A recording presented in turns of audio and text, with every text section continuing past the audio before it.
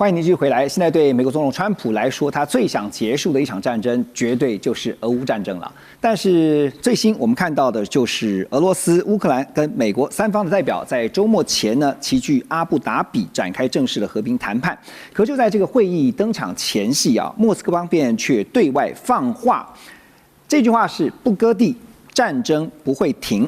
那意思很清楚了，顿巴斯俄罗斯是要定了。那这句话呢，也等于就是判了这个谈判几乎是没有结果，又是无疾而终吗？当然也点出了现在俄乌战争的现况呢，不是靠着一张谈判桌就能够解决得了争议。而根据路透最新的报道呢，揭露这次阿布达比的谈判背后流传着一套所谓的安克拉治公式啊，就是前线冻结冲突，暂停大规模的推进，但是要求乌克兰割让顿内茨克仍然控制了20%的领土，大概是5000平方公里。而俄方呢提议动用目前在美国被冻结的50亿美元俄罗斯的资产，用来做什么呢？用来作为俄罗斯目前占领区的灾后重建。好，就在这三方谈判的前后，俄罗斯对于乌克兰的能源网又发动了4年来最猛烈的一次攻击。基辅有很多地方都大规模的断电。那这场谈判呢，外界也分析，从一开始就不是谈和平，而是边打边谈，逼乌克兰你就是要给我在谈判桌上签字。现在真的是非常难谈啊！这个俄罗斯也摆明了很清楚啊，黄老师，就是我要的，我打下来的，我绝对不可能还给你。顿巴斯你就让出来吧。好，那刚刚提到这一套冻结前线、要求割地这个安克拉治公式啊，有机会在这次的谈判谈出个什么让人期待的结果吗？这个安克拉治公式啊，其实你看它的背后，我常常开玩笑，好像是2打1，而且这是美俄在打乌克兰，所以我们从另外一个方向想，乌克兰可以撑这么久啊，也不简单，也蛮厉害的。对，虽然说我不知道泽伦斯基最后下场会怎么样，但至少你可以看他从战争初期到中期，拜登的支持，然后一路到现在，川普对他的背刺，其实泽伦斯基。当然，如人饮水，冷暖自知啊。但是我看他至少目前摆出来的态势，还是继续的抗拒，即便1对2，对，尤其是对美俄，这个真的是很难的事情。全世界你很难找到一个国家同时1对2的。那泽伦斯基他现在的立场，我觉得对他的这个内部当然有一定的诉求，因为据说乌克兰内部对于割地这个诉求。大部分还是不支持的，但是乌克兰人民不支持，政治的现状可能并不是对乌克兰那么的友善，所以我们看到了在2025年8月的我们刚刚讲这个安哥拉治方案或者是方程式等等啊，其实里面对乌克兰是一个很大的羞辱，不只是割地，也就是把这个顿巴斯地区啊、卢甘斯内、顿涅茨克等等全部地方全部要割出来，还有呢冻结前线。也就是战争打到哪里，我们线就画到哪里。那表示不只是顿巴斯这些整大块地方，还有其他的地方，俄罗斯几乎就是直接占了地，就是他的了。以后怎么拿得回来？对，还有一些在去年讲了，其实非常的惊世骇俗的，就是说美国已经很清楚的跟俄罗斯讲好了，那乌克兰以后看看能不能考虑它就是变成中立，而且呢，乌克兰放弃加入北约。那这个其实加入北约就是这个战争当初对不对？几乎就是它发生的原因。那乌克兰忙了这么多年，结果回到了一个原点，等于是这个对乌克兰讲，花这么多的人命、财力，然后这么多年的这个痛苦，结果换来是这样，其实很不值得啊。但是我觉得现在是不是一个和平的解放？其实这真的是看法两极。为什么有人说它和平解放？因为你只要谈了这个东西出来，甚至如果真的是就现状把这个暂定的这个领土划界画一画，那当然就结束了这么多年的这个长期的消耗战，大家暂时可以回到比较和平的生活。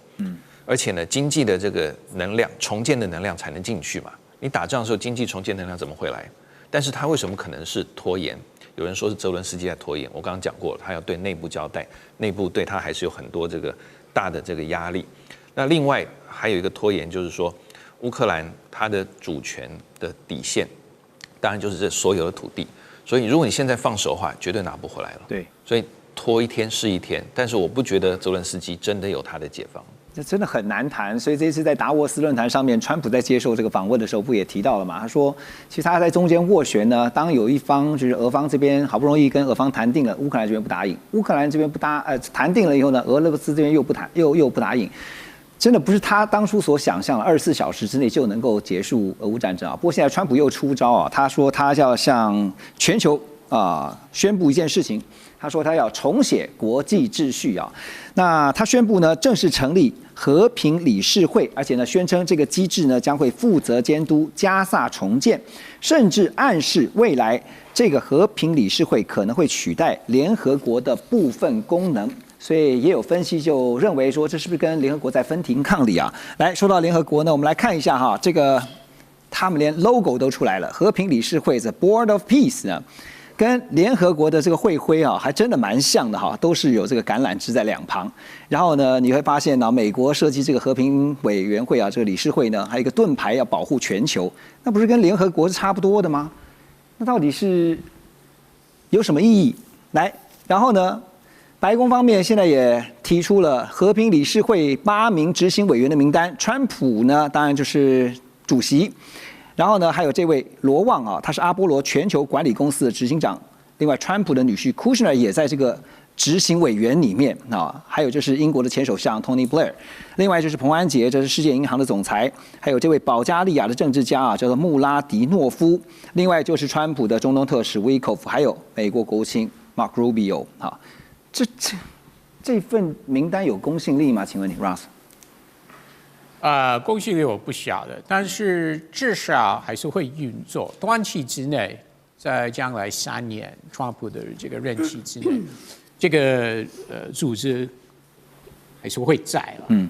川普不会明天放弃，所以不能继续推动。不能说完全没有什么功能，至少还是会做这个加沙的重建。那会不会处理其他全球各地的战争、内战等等，真的是一个问号。但是不得不说，在过去几年联合国秘书长处理这些战争、内战等等，不管是5·2、非洲、中东，在我们印太地区、缅甸等等，完全无能，完全无能。这个秘书长真的没有什么效果，虽然他即将要下台了，不知道接班人是谁，但是联合国很早就让很多人很失望，不管是在哪一方面，不管是解决难民、战争等等相关议题，但是尤其是在最近几年这些战争上，真的没有发挥。我说联合国没有发挥什么实质的能力，所以以后这个 Board of Peace 会不会在这些战争上有实质的解决的这个角色？不排除。你觉得会有实质的效果吗？会有这样的效力吗？联合国至少是一个平台。比如说国家 A 跟国家 B 有战争的话，那至少这个 Board of Peace 或许是一个平台，可以扮演这个调停人的角色。但是问题来了，川普很喜欢他自己扮演这个角色，那他怎么会让别人来？就是要做王，不是吗？所以你看，这个 Board of Peace 至少几个人是他的人马 ，Kushner、Witkoff、Rubio。所以即使这个 Board of Peace 在这些战争和平谈判有角色的话，当然不会超越川普本人的角色就对了。我还可以加一个，世界银行的总裁是美国，他要 OK 才能上任，也是美国点头答应才行的嘛。对，所以你可以发现，现在川普打算要成立的这个和平理事会，现在加入的成员大概中亚的比亚美尼亚、这个亚塞拜然哈，还有像是东欧的保加利亚哈、埃及、匈牙利、印尼、约旦 ，G7 都不在里面呢。这不是很奇怪吗？ G7 这些国家，本来是非常非常支持多边主义，还有这些国际组织，不管是世界卫生组织、世界贸易组织、联合国、COP 气候协定的机制等等，本来就非常非常支持多边的主义。那他们都看这个 Border Peace 都是认为，虽然已经有10几个国家加入，但是还是美国主导，可以说99%都是美国做决定。对，好，美国主导，可是美国最后又决定退群，这是美国一向的一个习惯。你说。像最新的就是他正式退出 WHO 啊，世界卫生组织，然后还欠了一大笔的钱没有缴，说不缴就不缴了，那说跟我没关哈。那但是呢，在川普强调说他因为要透过这个和平理事会重建国际秩序的同时，我们也看到中国大陆有一种不同的做法哈，他走不同的路线。最近在联合国他就成立了。全球治理之友小组已经有40多个国家参与，那同时间呢也加强跟古巴、像拉美还有全球南方国家的合作。中方更是直接喊话说，大家要捍卫共同的利益，而不是单边的命令其他人要怎么做就怎么做。所以现在面对川普这个不断的出招，想怎样又怎样的风格啊，因为确实这是川普，他就是川普，他就是觉得不然你要怎么样啊？那中方。不是以静制动，而是以动制动的这个大战略，倩姐怎么看？我们回去再看一下川普他的和平委员会呢，是把川普的单边主义借着一个机制呢在扩大。因为这个和平委员会就像是一个公司的董事会一样，那董事会里面绝大多数是他钦点的人。对，所以是借着一个机制扩大了川普个人的单边主义的作为。